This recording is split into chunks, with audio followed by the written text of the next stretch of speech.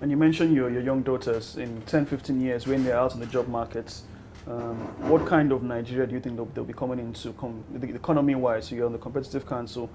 What do you think our economy will be in relation to the rest of Africa and globally? I'm an eternal optimist about Nigeria, actually. I'm very, very positive about the future of our great country. I think that with the reforms that are on now, with a growing, restless, intolerant like me, impatient like me, young population, I think that we will have no choice but to do those things that will make this country realize its potential. I'm always encouraged when I read or hear about people like yourself, a lot of young people who are putting us to task, really, about what's happening with this country. And I therefore believe that there are more of you than there are of us, by the way.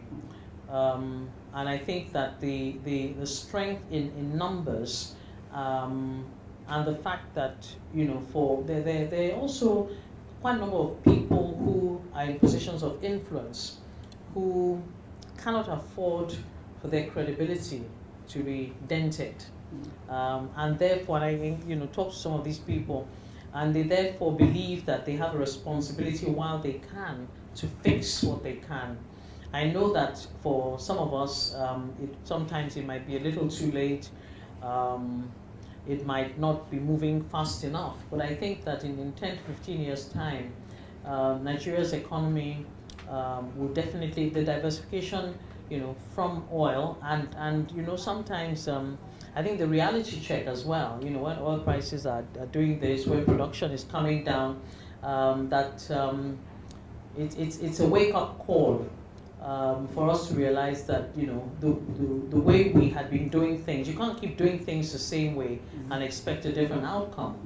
And I think that there are more and more people who are thinking about what legacy do they want to leave as they move on from positions of influence. I don't want to say positions of power because, at the end of the day, if you have power and you don't use it to wield positive influence, then indeed you're a passenger.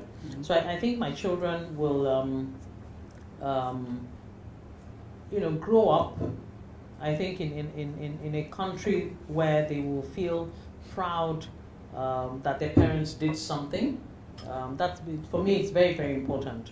I think I'm giving too many fuzzy answers to them as to why, power is not constant. The roads. I mean, this morning I said to my daughter, I said, if I can't go with you this afternoon to Cold Stone or whatever, then, so and so will take you. And then I turned around and I said to her, I said, but you also have to be very careful when you're out and all that. I don't want you sort of hopping all over the place. And my 10-year-old said to me, she said, yes, mommy. She said, and sometimes I don't really feel very safe. I mean, that's a 10-year-old. And if she doesn't feel safe, and she's telling me that, then it means that I have just abdicated my responsibility to ensure that she lives in a safe society. And that's a shame. And how does she know? She watches TV. She has, friends who either the sister or brother or some cousin has been kidnapped or whatever. And how many excuses can we give? I can't tell how they were kidnapped because they were careless. No. So for me, there's a sort of credibility problem there, even on a day-to-day basis with my own family. And but I think collectively, I think there are enough people who are concerned about the future of our country, and I think we will fix it. We will.